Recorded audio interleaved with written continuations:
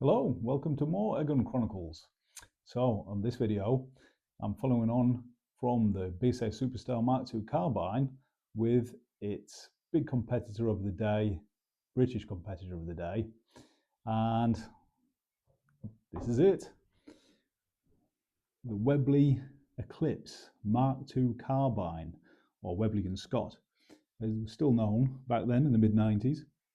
And this rifle, again, late 80s, sort of similar kind of age to the Superstar, and what they wanted to do, again with the Superstar, Webley wanted to make a lightweight rifle, and they achieved that by something quite unique, really, and that is with a alloy main cylinder in action, mated to a steel barrel and steel underlever. Pretty tricky thing to do, especially back then, but it worked, and it went on for quite a long time, this model, before it discontinued. And also, similar to the BSA Superstar, Webley wanted something nice and safe. As I spoke about in the Superstar video, with fears around fingers trapped in sliding breeches and underlevers flipping up during loading and all those things.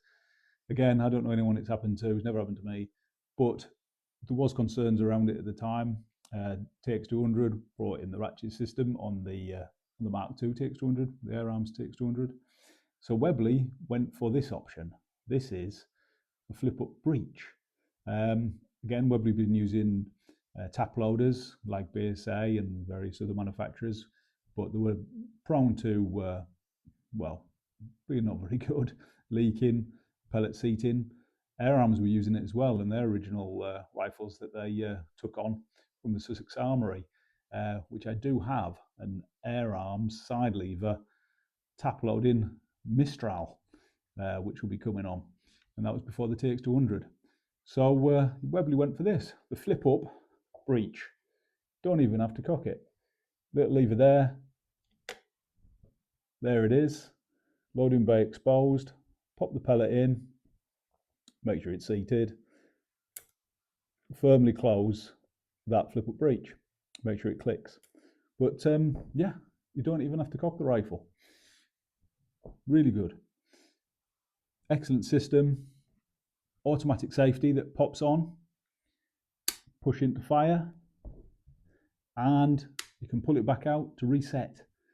I do believe this is being carried on to this day by other manufacturers, but I think Webley were the first to use this. Pop in the comments whether anyone knows whether this wasn't Webley first, but I think it's one of the best safeties on spring piston rifles, gas ram rifles, that's ever been come up with, really. It's just where you want it, the back of the action. You can easily thumb that to fire, pull it back for safe again, and like I say, it's automatic as well. Great. The Eclipse will be competing in an open sight competition with the Superstar that I've got down here with the open sights in another video coming soon. But this gun, again, it's beautiful. It is lovely and lightweight.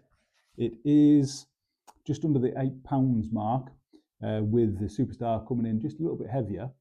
I will be putting in the post section some posts up of the material I've got here at the time. But yeah, it shoulders really nicely. You can feel it's a bit more forward weight. It's got a little bit more weight, yeah, on the barrel, which can be good. It can help with muzzle flip, so we'll see how it gets on when I do the range video. But yeah, it shoulders beautifully with that safety at the back. You know, we're good to go. Don't even have to take the shoulder off the cheek off the stock.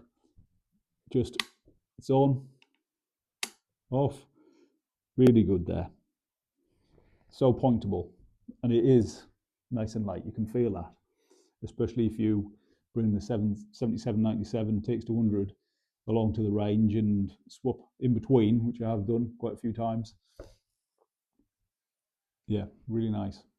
There were concerns at the time with the alloy cylinder and mounting scopes to that. I think some damage was done by a few people that just didn't take the proper care and attention. I prefer to shoot this with open sights, so I'm not too bothered. And it's in perfect condition there, as well the rail. I think I've got quite a rare one because even in the material, it doesn't show the front hood, which I've got there. So it's rare that that survived. Maybe that was an optional extra. Pop it in the comments. But yes, a lovely rifle, really is. Nice and light. And along with the Superstar, great alternatives to the 77, then later the 97, TX200. Really good. So we'll see how this gets on at the range in a later video, and also when it comes up against the Superstar. And yeah, keep an eye on the posts section for the magazine spread. It's a lovely spread. Another page there. I'll put that in the post section because you probably won't be able to see it too well here. But yeah, great rifle, and thanks for watching.